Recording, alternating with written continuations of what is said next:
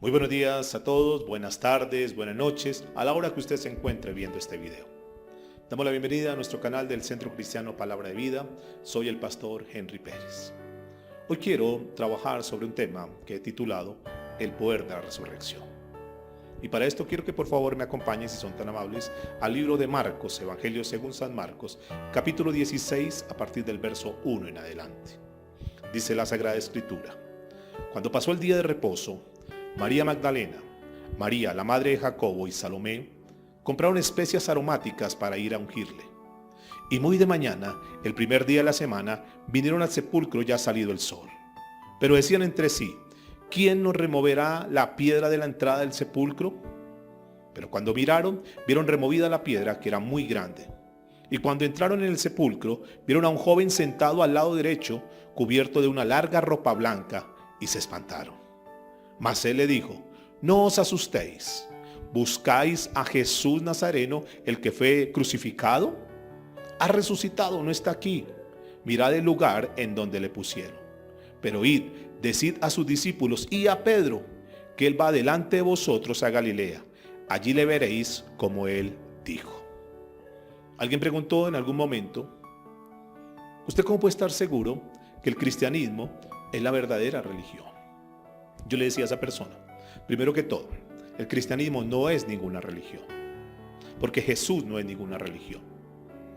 Decíamos en el video anterior que la religión son los métodos, son los mecanismos, son las estrategias humanas que el hombre busca, que el hombre hace, pretendiendo con esto llegar a Dios. Pero a diferencia, le decía a esta persona, a diferencia, el cristianismo no es ninguna religión, no es un método humano para llegar a Dios. El cristianismo es Dios a través de su Hijo Jesús llegando al hombre, llegando al perdido. Esa es la gran diferencia. Yo le decía, o él me decía, me hacía una pregunta, dice: bueno, porque los maometanos creen que el Islam es la verdadera religión. ¿Cómo puede usted decirme que ellos no tienen la verdad? Y yo le decía: Mahoma, el fundador del Islam, murió. Y si ustedes van a la tumba donde él murió, allí encuentran los restos de Mahoma. Y así con todas las diferentes religiones. Si ustedes miran, por ejemplo, el judaísmo, donde hablan que su fundador es Abraham. Abraham fue un gran hombre, un hombre de fe, el padre de la fe. Pero Abraham murió. Y a donde fue sepultado Abraham, ahí encontramos los restos de Abraham. A diferencia de Jesús. Porque si bien es cierto, Jesús murió, pero la Biblia nos muestra que Jesús al tercer día resucitó.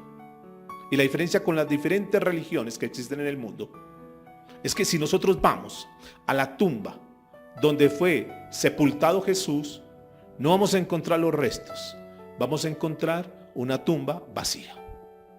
La diferencia de Jesús, la diferencia del cristianismo con las diferentes religiones que existen en el mundo, consiste en 4 palabras, que es lo que marca la diferencia: la resurrección del Señor Jesucristo. Jesús resucitó, y es lo que vamos a estar mirando hoy. Ese es el tema que vamos a estar tocando. Vamos a hablar sobre el poder de la resurrección. Porque si no hubiese resurrección, si Jesús no hubiese resucitado, no habría cristianismo. La muerte de Jesús, escuchen esto, la muerte de Jesús, cuando Él muere, cuando Él va a la cruz del Calvario y muere, nosotros sabemos que Él murió porque la Biblia lo muestra. Pero Jesús no se quedó en una tumba. Jesús no se quedó en una cruz. Jesús murió y resucitó. Si no fuera por la resurrección de Jesús, escuchen esto, si no fuera por la resurrección de Jesús, nosotros estaríamos igual a una religión cualquiera. Pero es la resurrección de Jesús lo que marca la diferencia. Esta tesis la sustenta Pablo en el primer libro de Corintios, capítulo 15, a una iglesia que en un momento determinado había sido influenciada por las filosofías de Grecia, donde habían comenzado a entrar una cantidad de conceptos a la iglesia, en donde sí habían creído en Jesús, pero estaban llenos de filosofías, de culturas, de pensamientos, de creencias. Y Pablo tiene que escribir esta carta, por favor, en el primer libro de los Corintios, capítulo 15, a partir del verso 13. Dice Pablo lo siguiente: porque si no hay resurrección de muertos, tampoco Cristo resucitó. Y si Cristo no resucitó, vana entonces es nuestra predicación, Vana es también nuestra fe. Y somos hallados falsos testigos de Dios, porque hemos testificado de Dios que Él resucitó a Cristo, al cual no resucitó, si en verdad los muertos no resucitan. Pero si los muertos no resucitan, tampoco Cristo resucitó. Y si Cristo no resucitó, vuestra fe es vana, aún estáis en vuestros pecados. Entonces también los que durmieron en Cristo perecieron. Y si en esta vida solamente esperamos en Cristo, somos los más dignos de conmiseración de todos los hombres. Somos los más dignos de lástima. Somos los más dignos de pesar. Mire, la relación con Cristo, tenemos que entender esto. Nuestra relación con Cristo, si no hubiese traspasado los linderos de la muerte, si el único beneficio que nosotros tuviésemos al haber aceptado a Cristo, al estar caminando con Cristo, se limitara solamente a las cosas que podemos lograr ahora y aquí, pues realmente lo que dice la Escritura, seríamos los más dignos de lástima, los más dignos de pesar. La gente dice, pobrecitos, cómo pierden su tiempo, creyendo en un Dios que sí pudo haber hecho cosas tremendas en esta tierra, pero que finalmente murió. Finalmente pues quedó en la historia marcado todo lo que hizo, pero de ahí no trascendió. Pero no termina la Escritura ahí. Dice el verso 20, mas ahora Cristo ha resucitado de los muertos, primicia de los que durmieron es hecho. En la Nueva Traducción Viviente este pasaje dice lo siguiente: lo cierto, escuchen, lo cierto es que Cristo sí resucitó de los muertos. Él es el primer fruto de una gran cosecha, el primero de todos los que murieron. Y este es el gran evento que sustenta nuestra fe. Ese es lo que nos hace a nosotros andar sólidos y convencidos que hemos creído en Jesús, que murió pero que resucitó y está sentado a la diestra de Dios Padre. Creemos en un Dios que está vivo. Y de esto es el tema que vamos a estar tratando en esta hora. Ahora, antes de entrar en el tema, quiero que consideremos dos aspectos importantes. Porque es que a veces cuando nosotros no medimos las cosas, cuando no analizamos las cosas en el contexto, entonces tenemos dificultad, terminamos confundidos y lo demás. Muchos dicen, no, es que la Biblia se contradice, es que esto dice por un lado y por otro lado dice otra cosa. Y quiero decirles, mis amados, la Biblia nunca se contradice. Al contrario, la Biblia se complementa. Por eso cuando uno mira el cuadro, un evento como la resurrección de Jesús, como lo que pasó en el Calvario y todo lo que dice la historia en los evangelios, uno tiene que mirarlo con los 4 evangelios para poder juntar todas las piezas y poder tener un estudio claro y poder tener una idea mucho más clara y más contundente. Cada uno de los evangelistas cuentan unos detalles que son particulares. No es que alguno se contradiga con el otro, no, se complementan, repito. Por eso es que uno de los consejos, que es el primer consejo, siempre que estudiemos temas como estos, miremos los diferentes tópicos, los diferentes escritores, para este caso Mateo, Marcos, Lucas y Juan, que escribieron al respecto para poder mirar los diferentes detalles y en ese sentido podemos encontrar una verdad mucho más sólida, mucho más precisa. Esto es lo primero que yo quiero que tengamos en cuenta. Pero lo segundo que quiero que tengamos en cuenta es algo que me llamó mucho la atención. Cuando nosotros tenemos un cuadro completo, después de que hemos analizado esto, podemos encontrar cosas que son muy importantes. Que los 4 evangelios hablaron sobre el Getsemaní. Los 4 evangelios hablaron sobre la agonía de Jesús, sobre el Calvario, hablaron sobre la muerte de Jesús. De hecho, los 4 hablan aún de la sepultura y dan algunos detalles de cómo fue la sepultura. Pero algo que me llama la atención es que en ninguno de los evangelios muestra como tal el momento en que Jesucristo resucitó. Es decir, ¿qué sucedió al interior de la tumba mientras Jesús estaba muerto? ¿Cómo y de qué manera fue que Jesús, una vez muerto, cómo fue que resucitó? ¿Por qué no narra eso la Escritura? Y yo me atrevería a pensar que el Espíritu Santo se guardó eso, se reservó esos detalles. ¿Y esto por qué me hace entender algo? Y es que los evangelistas, no sé, digamos que el Espíritu Santo no les mostró, fue un velo que quedó ahí, como un misterio que quedó ahí, donde ellos no se enfocaron en ese fenómeno del momento de la resurrección, algo que hubiera sido sobrenatural para que hubiera quedado ahí, porque el propósito de la Escritura no era ganar adeptos a través de ese tipo de cosas, para que la gente siguiera a Jesús por ese tipo de circunstancias. Pero sí lo que la Biblia nos hace ver, nos hace entender, y es con claridad absoluta que nos lo muestra, es el hecho que es incontrovertible. Jesús resucitó. Un hecho que es completamente irrefutable. Una verdad que está ahí. Y tal vez lo que vamos a estar analizando es el milagro más extraordinario en la vida de Jesucristo. Pero me llama mucho la atención que los evangelistas, específicamente Marcos, que vamos a estar estudiando, se centró mucho en ese grupo de mujeres que fueron aquella mañana al sepulcro. Aquel domingo que van de madrugada a ungir el cuerpo de Jesús. Y vamos a analizar entonces verso número 1. Y de aquí quiero sacar por lo menos 3 encabezados. Quiero sacar 3 principios que nos van a ayudar mucho para nuestra vida. Y esto nos lleva entonces a nuestro primer encabezado, que he titulado Una devoción incondicional. Una devoción incondicional. ¿Por qué? Vamos a mirar Marcos capítulo 16 a la altura del verso 1. Dice la escritura que cuando pasó el día de reposo, María Magdalena, María la madre de Jacobo y Salomé compraron especias aromáticas para ir a ungirle. Especias aromáticas para ir a ungirle. De manera, mis hermanos, que estas mujeres querían tener la oportunidad de servir. Era la última vez que querían servir al Maestro, servir al Señor. Aquel hombre que habían amado tanto con todo su corazón. Aquel hombre al cual ellas habían hecho todo para servirle, sin ningún reparo, sin ninguna contraprestación, sin esperar nada a cambio. Solamente lo hacían por amor. Arriesgándose a muchas cosas que podían estar pasando ahí. Arriesgándose quizás a que las pudieran difamar, a que las pudieran criticar, a que las pudieran juzgar. Jesús ya había muerto. Su líder, su respaldo había muerto. Sin embargo, estas mujeres vemos aquí que siempre buscaron la oportunidad para servir. Ellas fueron a ungir sin esperar, escuche, sin esperar. Ellas no iban con la intención de esperar a ver si Cristo resucitaba, esperar a ver si veían un milagro o algo parecido. No, para nada. Ellas iban con una intención, ellas fueron a ungir, dice la Biblia, el cadáver, a ungir a Jesús. Ellas no iban absolutamente a nada más.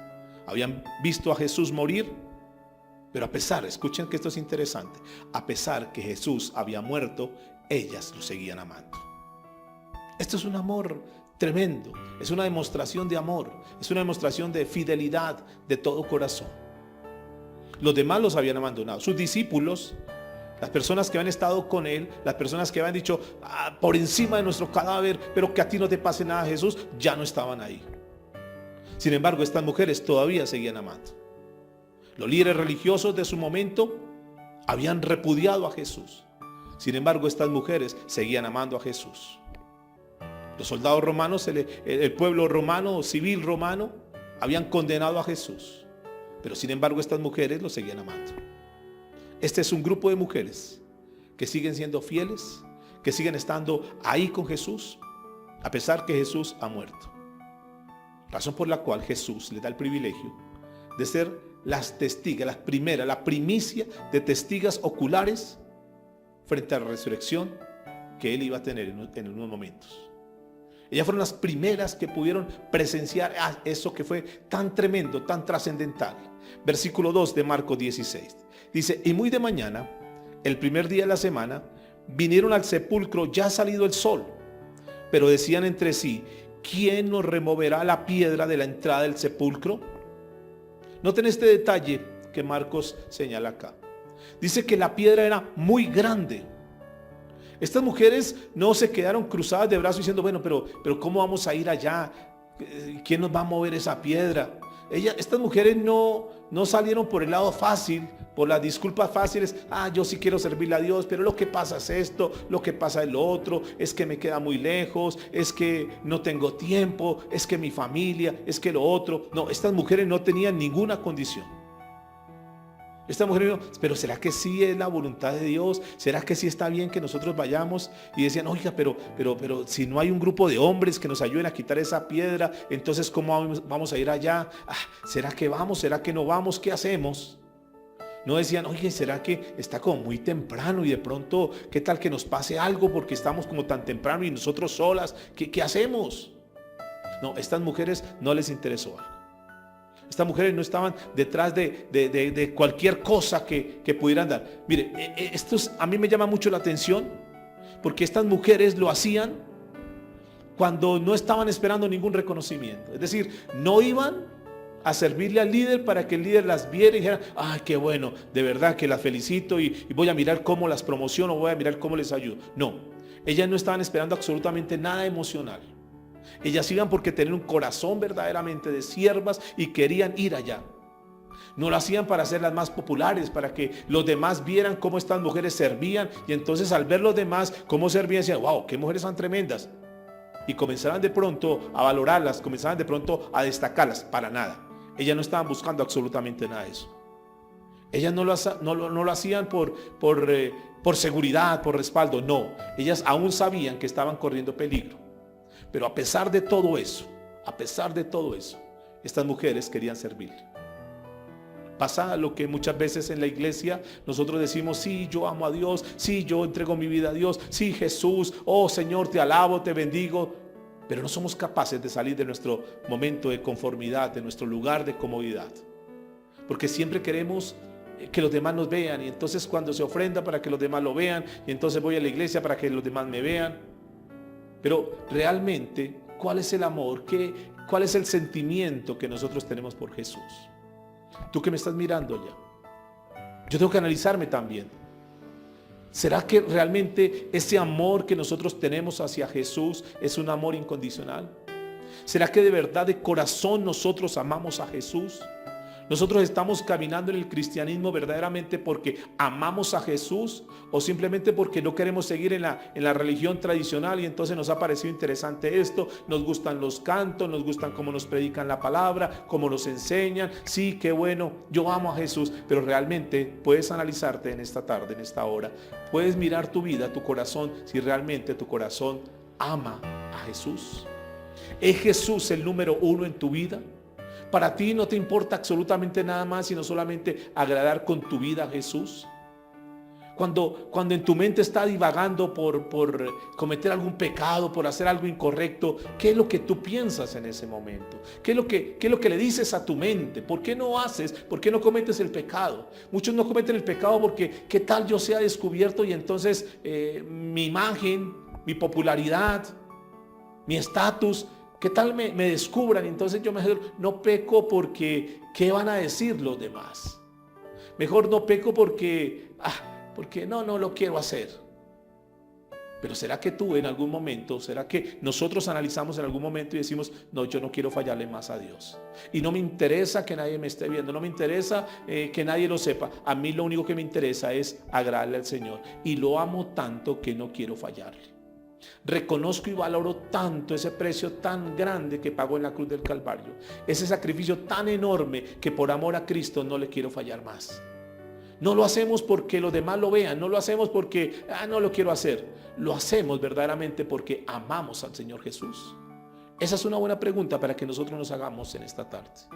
El apóstol Pablo en Filipenses capítulo 3 verso 8 dijo lo siguiente: y ciertamente aún estimo todas las cosas como pérdida por la excelencia del conocimiento de Cristo Jesús, mi Señor, por amor del cual lo he perdido todo y lo tengo todo por basura para ganar a Cristo.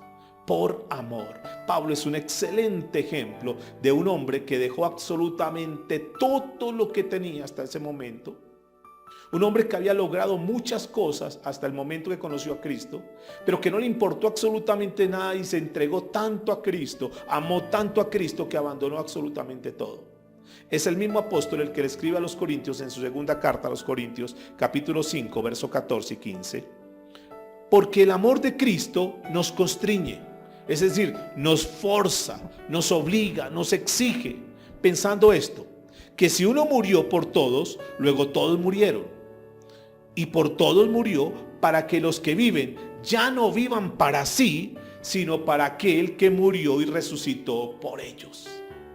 Que ya no vivamos para nosotros, que ya no estemos pensando en función de nuestros logros, de nuestras conquistas, de nuestro reconocimiento, sino que ahora nosotros vivamos para aquel que pagó el precio por nosotros, por aquel que nos amó tanto que aún dio su propia vida por nosotros.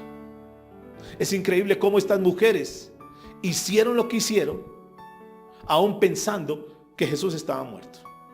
Sabiendo, ellas no iban con ninguna expectativa. Ellas sabían en su mente, cuando iban en el camino, ellas sabían que iban a ungir a Jesús que estaba muerto. Ellas sabían que no iban a recibir absolutamente nada a cambio de eso. Ellas sabían que Jesús no les iba a dar ningún reconocimiento ni nada porque estaba muerto. Aún a pesar que sabían que Jesús estaba muerto, querían servirle con todo su corazón. Aquí viene una pregunta: ¿cuánto más nosotros debemos servir a Cristo sabiendo que Él está vivo? ¿Cuánto más nosotros tenemos que entregar todo lo que somos, todo lo que tenemos por amor a Él? ¿Cuánto más nosotros tenemos que dar un amor sincero, un amor, digamos, ferviente, apasionado, activo por nuestro Señor? Estas mujeres sirvieron sabiendo que Jesús estaba muerto. ¿Y cómo nosotros servimos aunque sabemos que Jesús está vivo? Aunque sabemos, teniendo la conciencia, sabiendo que Jesús ve todo lo que nosotros hacemos. ¿Cuál es la calidad de servicio que nosotros estamos brindándole a Jesús? ¿De qué manera apasionada nosotros verdaderamente estamos haciendo la obra del Señor? Y estoy hablando a la iglesia. O simplemente nosotros hemos llegado a un nivel donde decimos: sí, yo amo a Cristo, pero mi único compromiso es ir ocasionalmente a la iglesia, mi único compromiso es ocasionalmente leer la Biblia y lo demás. Pero realmente ha habido una entrega. Ahora, la Biblia muestra que la iglesia es el cuerpo de Cristo. ¿Qué tan entregados estamos nosotros al cuerpo de Cristo? ¿Qué tan entregados estamos nosotros a la obra del Señor? De decir: Dios, yo quiero dar todo lo mejor de mí, mis talentos, mi capacidad, todo lo que yo tengo, Señor, lo quiero brindar. Yo quiero que el cuerpo de Cristo esté bien. Esto es algo para que nosotros reflexionemos. Porque así como estas mujeres cuidaron el cuerpo de Cristo aun cuando estaba muerto, ¿cuánto más el Señor demanda de nosotros que podamos cuidar al cuerpo de Cristo que está vivo, que es su iglesia? Pero aquí encontraron, dice la Biblia, una gran piedra. Y esto me lleva al segundo encabezamiento. Marcos capítulo 16, versos 4 y 5. Una tumba que estaba abierta, pero que estaba vacía. Escuchen lo que dice la Biblia. Pero cuando miraron, vieron removida la piedra, que era muy grande, Y cuando entraron en el sepulcro, vieron a un joven sentado al lado derecho, cubierto de una larga ropa blanca, y se espantaron. Mis amados, siempre que leamos la Biblia tenemos que mirar algunos detalles que están ahí. Estas mujeres, recuerde que hasta ahora estaba amaneciendo, era medio oscuro, iban mirando el piso, no se tropezaran, era un lugar muy escabroso, era un lugar muy difícil. Pero de repente llegan ahí y levantan su mirada, y cuando levantan su mirada, dice la Biblia, que vieron una piedra que era muy grande. Pero algo que me llama mucho la atención, recuerde que estas mujeres no sabían algo de lo que quizás nosotros sabemos, y era algo que había pasado antes. Estas mujeres no tenían ni idea que se habían reunido los del Sanedrín y le habían ido a pedir a Pilato que por favor tuviera máxima seguridad en esa tumba. No hay fuese que se saquearan el cuerpo de Jesús. Entonces dan la orden y Pilato dice: sí, vamos a hacer eso. Y mandan un escuadrón para que esté ahí pendiente, unos soldados para que estén en la parte de arriba y que estén ahí custodiando. Y que coloquen una piedra. Pero fuera de eso, escuchen esto, fuera de eso, le mandan colocar un sello imperial. Y el sello imperial es algo muy delicado, porque aquella persona que se atreviese a quitar ese sello imperial, ellos lo catalogaban como una traición al imperio. Y estaba toda la máxima seguridad. Estas mujeres no tenían ni idea de lo que iban a encontrarse. Pero algo que me llama mucho la atención es que todo esto había sido organizado por el Sanedrín, había sido organizado por el imperio. Porque tenían temor de que algo fuera a suceder. Pero sin embargo, cuando estas mujeres llegan, me llama mucho la atención. Dice que cuando miraron, vieron removida la piedra, que era muy grande. Ya no había nada de eso. ¿Dónde estaban los soldados? ¿Dónde estaba la piedra? No había nada de eso. ¿Qué sucedió en esa noche? ¿Qué sucedió en esas horas anteriores? ¿Cómo que estaba removida la piedra? Pero vamos a mirar entonces esta historia en el libro de Mateo capítulo 28, versos 2 y 3. ¿Qué sucedió en esa tumba? Dice la Biblia en Mateo 28, versos 2 y 3. Dice que hubo un gran terremoto porque un ángel del Señor descendió del cielo y llegando removió la piedra. Bueno, entonces aquí lo que estamos viendo es la respuesta a eso. ¿Cómo que se removió la piedra? Porque Marcos dice que llegaron y ya vieron la piedra removida, pero no sabíamos, si no leíamos el contexto, si no leíamos los libros paralelos, no podíamos entender cosas como estas. Entonces, ¿qué fue lo que sucedió? Dice que descendió del cielo y llegando removió la piedra y se sentó sobre ella. Posiblemente era el mismo ángel con el que ellas se encontraron. Su aspecto era como un relámpago y su vestido blanco como la nieve. Dios hizo algo sobrenatural y removió esa piedra. Y cuando estas mujeres llegan, entonces la escena que ellas encuentran es que ya está la tumba abierta, la piedra ha sido movida y encuentran el ángel. Y obviamente ellas se asustan a ver el ángel. Dice Lucas capítulo 24, verso 4, nos sigue complementando. Aconteció que estando perplejas por esto, he aquí, se pararon junto a ellas dos varones con vestiduras resplandecientes. Juan dice algo al respecto en Juan 20, verso 13. Que una de estas mujeres llegó a pensar, wow, algo pasó acá. ¿Será que se llevaron el cuerpo de mi Señor? Decía Magdalena. Fíjense todo lo que se estaba dando ahí. Pero vamos a estar mirando entonces qué pasó. Porque aquí viene una pregunta muy interesante. Y la pregunta es, ¿por qué fue necesario que la piedra fuera removida? ¿Para qué fue removida la piedra? ¿Por qué fue quitada la piedra? Algunos podrían estar diciendo en esta hora, pues fácil, para que Jesús saliese por ahí. ¿Será que la respuesta es esa? ¿Será que la piedra fue removida para que Jesús pudiese salir? Porque yo encuentro en la Biblia, en el Juan capítulo 20, verso 19, el Evangelio según Juan 20, 19, dice que cuando llegó la noche de aquel mismo día, el primer día de la semana, estando las puertas cerradas, las puertas estaban, dice la Biblia, cerradas, en el lugar donde los discípulos estaban reunidos, por miedo de los judíos, vino Jesús y puesto en medio, le dijo, paz a vosotros. Pregunta, ¿por dónde entró Jesús? Bueno, eso no lo sabemos, pero existe la posibilidad que Jesús, luego de la resurrección, luego de su cuerpo resucitado, poseyese una especie como de propiedades nuevas que le permitiese traspasar puertas cerradas, traspasar las paredes. ¿Qué nos lleva a la conclusión entonces? Que seguramente esta piedra no fue removida para que Jesús saliera. Fue removida para que los que estaban afuera, para que el mundo pudiera entrar y pudiera ver lo que había ocurrido. No para que Jesús saliera, sino para que el mundo entrara y pudiese verificar, pudiese ver ese lugar donde Jesús había sido enterrado, donde Jesús había sido sepultado, como ahora estaba desocupado. Y la tumba es el testigo irrefutable de la veracidad del Evangelio. La tumba vacía, decíamos al principio, es el único líder, es el único fundador. Jesús, que murió, resucitó, y si vamos a la tumba la encontramos vacía. Ahora, algo que me llama mucho la atención, y es que el clérigo, los sacerdotes, el Sanedrín, ellos tenían muy claro cosas. Ellos decían, nosotros no podemos permitir eso y tenemos que hacer algo. Ellos, a diferencia tal vez de los discípulos que por un momento se olvidaron y estaban escondidos, estaban asustados, estos hombres entendían que Jesús en algún momento les había dicho, destruiré el templo, pero en 3 días lo levantaré. Y estaba hablando de él. Podrá ser destruido el templo, pero en 3 días será levantado. Ellos tenían muy claro las palabras de Jesús. Nadie me toma mi vida, yo la tomo de mi propia voluntad, porque yo tengo autoridad para ponerla y tengo autoridad para volverla a tomar. Ellos lo tenían claro, decían, este hombre en cualquier momento vuelve a aparecer.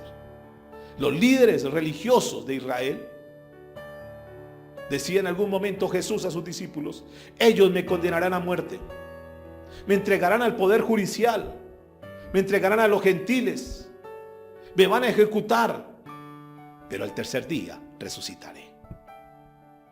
Por eso ellos estaban frente a algo que iba a ser tremendo y querían asegurarse, y entonces manden soldados, y entonces ponga la piedra y póngale el sello y una cantidad de cosas, porque tenían temor a eso. Pero algo había sucedido, que lo hemos leído entonces. Algo había sucedido que Mateo nos explica, que vino un relámpago tremendo y se removió la piedra y vino un ángel, y estos soldados salieron asustados, salieron amedrentados, dieron verdaderamente algo sucedió y salieron corriendo. Pero ellos no podían decir: mire, sucedió esto, sucedió lo otro, era verdad, resucitó Jesús. Tenían que maquinar algo. Y escúcheme muy bien, los líderes religiosos dieron este tipo de explicación que está ahí registrada en Mateo capítulo 28 verso 11 en adelante. Mientras ellas iban, he aquí, uno de los guardias fueron a la ciudad y dieron aviso a los principales sacerdotes de todas las cosas que habían acontecido. Seguramente relataron todo lo que pasó. Y reunidos los ancianos, y habido consejo, escuche lo que dice la Biblia: dieron mucho dinero a los soldados. Sobornaron a los soldados, dieron mucho dinero a los soldados, dice el verso 13, diciendo: decid vosotros, sus discípulos vinieron de noche y lo hurtaron. Es decir, levantemos eso, hagamos creer que eso fue lo que sucedió, que por la noche, mientras estábamos dormidos, vinieron los discípulos, nos golpearon, hicieron una cantidad de cosas y se llevaron el cuerpo. Dice: estando nosotros dormidos, verso 14. Y si esto lo oyere el gobernador, nosotros le persuadiremos y os pondremos a salvo. Claro, el gobernador dice: pero ¿cómo así que estaban durmiendo? ¿Por qué no estaban cumpliendo su función? Y entonces iban a tomar represalias contra ellos. Y dice: pero tranquilo, no se preocupen, nosotros vamos a persuadir a ellos y a ustedes los vamos a poner a salvo. Verso 15. Y ellos, tomando el dinero, hicieron como se les había instruido. Este dicho se ha divulgado entre los judíos hasta el día de hoy. Aún están creyendo mucha gente que el cuerpo de Jesús fue llevado, fue quitado. Claro, no está en la tumba, está vacía, pero no porque hubiese resucitado, dicen ellos. Fue que se lo llevaron, fue que se lo hurtaron, dice aquí. Pero ustedes recuerdan que nosotros leímos que los discípulos estaban asustados. Mire, los discípulos, después de que Jesús murió, ellos se acobardaron, se asustaron, dijeron: ¿y ahora qué vamos a hacer? Nuestro líder, nuestro caudillo ya no está. Nos van a matar a nosotros. Ya acabaron con nuestra cabeza, ya mataron a la cabeza, ahora van a comenzar con nosotros. Y ellos estaban asustados. Dice la Biblia en el libro de Juan capítulo 20 verso 19, en la parte B, dice: estando las puertas cerradas en el lugar donde los discípulos estaban reunidos, por miedo de los judíos. Estaban asustados. Entonces es completamente ilógico pensar que ellos iban a salir a una ejecución, iban a entregarse a una ejecución. Ellos lo que estaban era asustados. Por eso esto que ellos inventaron y que maquinaron: no, Jesús no resucitó, eso es mentira. Digamos que una cantidad de cosas y mentiras y blasfemias, sobornando y haciendo una cantidad de triquiñuelas. Hoy la gente sigue pensando que no, que Jesús no resucitó, que eso fue un cuento, que Jesús murió y que quedó muerto. Ahora, escuchen esto, hay unas evidencias tremendas. Por ejemplo, la Biblia dice en el primer libro de Corintios, capítulo 15, verso 6. Después apareció a más de 500 hermanos a la vez, de los cuales muchos viven aún y otros ya duermen. Jesús se le apareció a 500 personas. Ahora pregunto, ¿será que 500 personas simultáneamente estaban alucinando? Ahora, como si fuera poco eso, encontramos un testigo tremendo que fue Saulo de Tarso. Saulo de Tarso está registrado en el libro de Hechos de los Apóstoles, capítulo 9, a partir del verso 1 en adelante. Que Saulo de Tarso iba de camino a la ciudad de Damasco, y que cuando iba a Damasco se encontró con Jesús resucitado. Y ustedes conocen la historia seguramente, y lo tumbó del caballo. Si nosotros le preguntásemos a Saulo de Tarso, ¿qué pasó? Cuéntenos, Saulo de Tarso, ¿qué pasó? Y la Biblia lo está mostrando ahí en Hechos de los Apóstoles. Saulo lo que dice es: yo me encontré con Jesús. Yo me convertí a Jesús. Yo era un perseguidor de Jesús. Pero Jesús vino a mi vida, Jesús transformó mi vida y me cambió de ser un perseguidor a ser un evangelista. Mi vida fue cambiada, mi vida realmente dio un vuelco total porque me encontré con Jesús. ¿Sabe que eso es lo que sucede cuando una persona verdaderamente se convierte a Cristo? Jesús lo cambia, Jesús lo transforma y no importa el tipo de persona que haya sido, Jesús tiene el poder para cambiar personas. Jesús tiene el poder por más malo que sea la persona, por más delincuente que haya sido, pero si una persona se entrega a Cristo Jesús, Jesús tiene el poder, ese Cristo resucitado tiene el poder para transformar vidas. Y esto nos lleva a la tercera escena o tercer encabezamiento. Dice el versículo 6 de Marcos 16. Mas él le dijo, refiriéndose al ángel: no os asustéis, buscáis a Jesús Nazareno, el que fue crucificado, ha resucitado, no está allí, mirad el lugar donde le pusieron. Mis hermanos, estas mujeres acababan de escuchar de la propia boca de un ángel el anuncio más glorioso, el anuncio más extraordinario, la noticia más transformadora, algo que ellas nunca se imaginaron haber escuchado. Tal vez podríamos decir la proclamación más grande, humanamente hablando. Escuche lo que dice: Jesús Nazareno, el que fue crucificado, ha resucitado. Nadie se robó el cuerpo, mis amados. Ellas no se habían equivocado de tumba, porque muchos dicen: no, lo que pasa es que ellas, como era de noche, ellas no supieron dónde era y terminaron llegando a otra tumba. No, ellas no se equivocaron de tumba. ¿Por qué siempre tienen que rebatir? ¿Por qué siempre tienen que estar contradiciendo lo que está en la palabra de Dios? La realidad es una sola. La realidad es que Jesús resucitó. Y cuando este ángel se encuentra con estas mujeres llegan y hablan con el ángel. El ángel le dice: mire, ustedes vienen a buscar el cadáver de Jesús. Yo tengo que decirle lo siguiente: Jesús resucitó. Él ya no está acá. El poder de Dios lo levantó a Jesús, lo sacó de los muertos, y Jesús está vivo. Vayan y búsquenlo, según la instrucción, verso 7. Pero id, decid a sus discípulos y a Pedro que él va delante de vosotros a Galilea. Allí le veréis como os dijo. Allí le veréis como os dijo. Y a mí me encanta este detalle, porque probablemente dentro de los discípulos incluía a Pedro. Pero ¿por qué Dios, por qué Jesús le da instrucción al ángel? Le dice: vean, cuando vengan estas mujeres que vienen a ungirme, por favor dígales que vayan donde mis discípulos, vayan donde los discípulos, y les dice que yo ya resucité. Y díganle a Pedro también. ¿Por qué no? ¿Por qué saca a Pedro? ¿Por qué no dijo los discípulos en forma general, que sabíamos, se sobreentendía que estaba Pedro? ¿Por qué el Señor hace esta reparación acá? Hace esta palabra tan interesante. Dice: pero también, por favor, no se les olvide, que no se les olvide a ella decirle a Pedro. ¿Por qué será esto? Porque Pedro, escúcheme en esto, dice Mateo capítulo 14 o Marcos capítulo 14 verso 26. Entonces Jesús le dijo: todos os escandalizaréis de mí esta noche, porque escrito está: heriré al pastor y las ovejas serán dispersadas. Pero después de que haya resucitado, iré delante de vosotros a Galilea. Eso que el ángel les está diciendo a estas mujeres: dígale a los discípulos que vayan para Galilea, porque antes de morir yo ya le había advertido a Pedro. Yo he dicho: mira, Pedrito, yo voy a morir, voy a resucitar, pero nos vamos a encontrar nuevamente en Galilea. Por favor, mujeres, vaya y dígale a los discípulos y a Pedro que ya resucite. Jesús es tan especial, mis amados.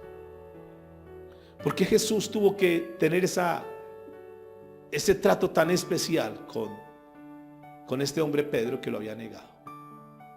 ¿Saben por qué, mis amados? Porque Jesús quería verificar esto.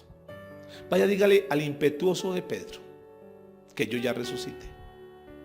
Dígale a Pedro que sus días de utilidad en el ministerio no han terminado, que su tiempo para servir no ha terminado. Dígale que si de pronto él creía que el hecho de que yo hubiese muerto en la cruz había terminado su ministerio, dígale que no fue así, que hasta ahora va a comenzar su ministerio. ¿Y sabe qué nos enseña esto a nosotros, mis amados? Que no importa si nosotros en algún momento de nuestra vida le servimos a Dios, y que tal vez alguno de los que está viendo en este momento este video dice: yo tuve un tiempo donde le servía a Dios, pero cometí un pecado, cometí una falla, quizás hice cosas incorrectas y hoy estoy apartado de Dios. Y yo no sé si Dios me quiere dar una nueva oportunidad. Hice algo tan tremendo. Quizás hay algún ministro que esté viendo este video y que en algún momento diga: yo le serví a Dios, pero fallé, pequé. Hoy hay una palabra para tu vida. Así como Dios le dio una segunda oportunidad a Pedro, también Él nos está dando una segunda oportunidad a nosotros. Tú has fallado, tal vez yo he fallado. Hemos cometido errores, pero lo más lindo es saber que el Señor no nos descalifica, que Jesús es el Dios de las segundas oportunidades. Y esto es lo que el Señor quería enfatizar. Dígale a Pedro que voy a comenzar a hacer cosas grandes contigo. Dígale a Pedro que a partir de ahora, que nos vamos a encontrar allá en ese lugar donde yo hice el llamado, allá en Galilea donde lo encontré, allá donde comenzó el ministerio, allá donde comenzó el llamado, allá donde comenzó a servir. Ahí yo quiero comenzar a hacer algo nuevo. Ahí donde tú habías comenzado y has dicho: yo creo que ya después de este error ya no quiero servirle más a Dios, yo creo que ya Dios no me va a usar, yo creo que ya Dios no me tiene en cuenta. El Señor le dio una segunda oportunidad. Pero algo que es bien interesante es, para ir terminando, cómo el Señor Jesucristo reconoció a estas mujeres piadosas y fieles. Cómo estas mujeres tienen ese privilegio de escuchar estas palabras: Jesús Nazareno, el que fue crucificado, ha resucitado. Ha resucitado. Y aquí hay algo que es muy tremendo, mis amados. La resurrección de Jesús marcó la historia de una forma sobrenatural. Marcó y cambió el panorama completo. Porque hasta ese momento la muerte era lo más fuerte. La muerte se jactaba de decir: yo soy la más fuerte. Y Satanás tal vez en ese momento de la historia estaba diciendo: yo vencí a Jesús en la cruz del Calvario. Y tal vez se reía, y tal vez todas las huestes de maldad se reían diciendo: hemos triunfado sobre Jesús. Y la muerte sacaba pecho y decía: yo soy más fuerte que Jesús. Pero la resurrección, escúcheme en eso, la resurrección nos muestra una escena donde un hombre que había muerto 3 días antes, ahora ha resucitado. Se ha levantado y le ha dicho a la muerte: muerte, tú no tienes el poder que pensabas tener, porque yo soy más fuerte. La muerte estaba gritando: yo tengo el poder, yo tengo la victoria. Pero lo que no tenía ni idea es que Jesús iba a resucitar. Ahora Jesús aparecía en la escena, y ahora Jesús estaba mirándola cara a cara y le estaba diciendo: muerte, ¿dónde está tu aguijón? Oh sepulcro, ¿dónde está tu victoria? Jesús le estaba diciendo a la muerte: yo soy el alfa, yo soy el omega, yo soy el principio, yo soy el fin. El Señor Todopoderoso se ha levantado y ya no está en una tumba, ya no está muerto, ya no está en una cruz. Jesús ha resucitado. Y Jesús mira a la muerte y le dice: el que era y el que es y que estuve muerto, mas he aquí yo vivo por los siglos de los siglos. Y es el mismo que dice amén. Y escuchen lo que dice la Biblia. Y Jesús le dijo: yo tengo las llaves de la muerte, yo tengo las llaves del infierno, yo tengo las llaves del Hades. Muerte, tú pensabas que era el más fuerte, ahora uno más fuerte que tú se ha levantado. Iglesia, escúcheme, nosotros servimos a un Dios todopoderoso. Yo estoy completamente convencido que al Dios que yo sirvo es el Dios todopoderoso, que ni siquiera la muerte lo pudo vencer. Nadie es más fuerte que nuestro Señor. Yo no sé si tú puedas creer esto, pero yo estoy completamente convencido y por eso le sirvo a Dios. Porque creo que no hay nada más fuerte que eso. Y no son en las fuerzas nuestras, no es en nuestra capacidad. Porque nosotros somos débiles y somos tan débiles que en cualquier momento la muerte puede venir por nosotros. Pero tenemos y creemos en un Dios que es mucho más fuerte, es más grande que la muerte. El Señor Jesucristo venció la muerte. He aquí el que vive por los siglos de los siglos. Y quedó registrado en la Biblia. Pero lo más interesante es ver que Él ha hecho una promesa, que Él va a venir por segunda vez. Y yo lo estoy esperando con todo mi corazón. Yo sé que Jesús va a venir por segunda vez. Llamados hermanos y amigos, aquí en Colombia y en todas las naciones del mundo, lo que Dios nos está diciendo en esta hora, lo que Dios nos está pidiendo en esta hora, es que nosotros nos rindamos verdaderamente a Jesús, que nosotros verdaderamente entreguemos nuestra vida a Jesús, que no estemos asustados, no estemos amedrentados por todo lo que pueda estar pasando, porque no hay nadie más poderoso que nuestro Señor Jesucristo. Pueda que nosotros seamos débiles. Yo, Henry, soy débil, y puedo decir, aunque soy débil, yo puedo decir hoy, soy fuerte, pero no por mí, sino porque he creído en Jesús, aquel que venció la muerte, aquel que es todopoderoso, que ni siquiera la muerte lo pudo vencer, aquel que vino a traernos la victoria, aquel que vino y tomó nuestros pecados y fue a la cruz del Calvario y pagó esa deuda que teníamos, y ahora resucita y dice, la deuda fue pagada, tu deuda fue pagada, tu deuda fue pagada. Y aquel que lo acusaba, aquel que lo señalaba, aquel que lo tenía subyugado, ahora está bajo nuestro estrado, ahora está bajo los pies de la iglesia. Y hemos creído en un Dios que es poderoso. Nosotros no hemos creído en ninguna imagen, en algo fantasioso. No, creemos en una realidad. Yo creo que lo que está escrito en la Biblia es verdad. Jesucristo resucitó y Él vive por los siglos de los siglos. Jesucristo tiene la victoria. Y Jesucristo en muy poco tiempo, mis amados, muy poco tiempo, va a venir a esta tierra y va a levantar bandera. Jesús va a venir con victoria. Jesús va a decir, yo he triunfado. Y tal vez hoy la muerte está sumando, y tal vez el diablo esté diciendo hoy, estoy matando gente, pero se va a levantar Jesús. Va a levantarse Jesús en el momento menos indicado, cuando nadie lo está esperando, y va a levantar bandera y va a traer la victoria a esta tierra. No te amedrentes, no te asustes, no te acobardes, no temas. Hay problemas, hay dificultades, hay luchas, pero hemos creído en el más grande, hemos creído en el poderoso, y sabemos que Jesús nos dará la victoria. Tú y yo no hemos creído en vano. No estamos perdiendo el tiempo cuando buscamos de Dios. Estamos hoy aprendiendo una historia, que Jesucristo resucitó. Unas mujeres se dedicaron a amarlo. ¿Por qué tú y yo no lo amamos? ¿Por qué tú y yo no creemos verdaderamente lo que dice la palabra? Si tú no has entregado tu vida a Jesús, yo creo que hoy es el día, hoy es el tiempo. No te preocupes, Dios nunca nos va a dejar en vergüenza. Si nosotros caminamos con Dios, Él nos dará la victoria. Claro, pasaremos momentos difíciles. Claro, tendremos circunstancias donde no sabemos qué hacer, pero hemos creído en el Todopoderoso, y ese Todopoderoso nos dará la victoria. Yo no sé si tú lo creas allá donde estás, pero yo creo que Jesús nos dará la victoria. No es un tiempo para estar tristes, no es un tiempo para estar acobardados. Es un tiempo para brillar, es un tiempo para cambiar nuestra actitud, es un tiempo para decir, yo he creído en Jesús y sé que Jesús me dará la victoria. Quizás haya algo en tu vida que esté muerto hoy, quizás es tu parte financiera, quizás es tu familia, quizás es tu vida espiritual, no sé qué área haya muerto, pero el mensaje que el Señor nos trae hoy es que eso que está muerto va a resucitar. Nosotros nos tomamos de la mano de Dios, y todo aquello que esté muerto va a resucitar. Todo aquello donde no haya probabilidades, todo aquello donde parecía un desastre, donde parecía una catástrofe, donde era una mala noticia, donde había dolor. Fíjese cómo estas mujeres, en la felicidad tan grande, salir a buscar a los discípulos, a decir, Jesús resucitó, Jesús resucitó. Todas las promesas que Jesús había hecho se han hecho una realidad. Todo lo que Jesús le había dicho, vayan a Galilea que yo voy a llegar allá. Allá llegó Jesús. Ninguna palabra que ha sido dicha por Jesús cae por tierra. Todo lo que está escrito en la Biblia se cumple y es una verdad. Inclina tu rostro ahí donde tú estás y dile, Señor, te damos gracias en esta hora. Gracias, Señor Jesús, porque tú eres el Dios todopoderoso. Gracias, Señor, porque sabemos, Dios, en quién hemos creído. Ya no vivimos en nuestra fuerza, ya no vivimos en nuestra capacidad.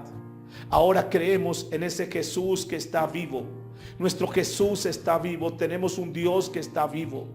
Las tradiciones siguen a dioses muertos. Las tradiciones siguen a imágenes que tal vez no pueden hablar, no pueden caminar. Nosotros creemos en un Jesús que está vivo, un Jesús que está con nosotros, un Jesús que viene a nuestro socorro, viene a nuestro amparo, viene a nuestra cobertura. Iglesia del Señor, Jesús nos ama y Jesús va a hacer algo sobrenatural que ni siquiera nos hemos imaginado. Él quiere levantarse en este tiempo para callarle la boca a muchos detractores, a muchos que señalan, que juzgan, que critican. Jesús se va a levantar en victoria. Jesús es nuestra bandera de victoria y pronto, pronto, pronto nos dará esa respuesta que tanto hemos estado esperando.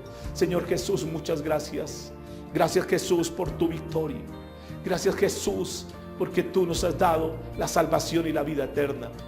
Gracias Jesús porque así como tú resucitaste, tú nos prometes que también resucitaremos. Un día posiblemente en esta tierra nuestro cuerpo deje de existir, pero tú nos das la promesa que tú nos vas a dar nueva vida y nos va a dar un cuerpo semejante como el tuyo, Señor. Gracias Jesús porque esa es la esperanza que tenemos en ti. Bendito seas por siempre. Amén y amén. Querida y amada iglesia del Señor, esta semana estuvimos recordando lo que Jesús hizo hace 2000 años atrás. Jesús vino para ser nuestro Salvador.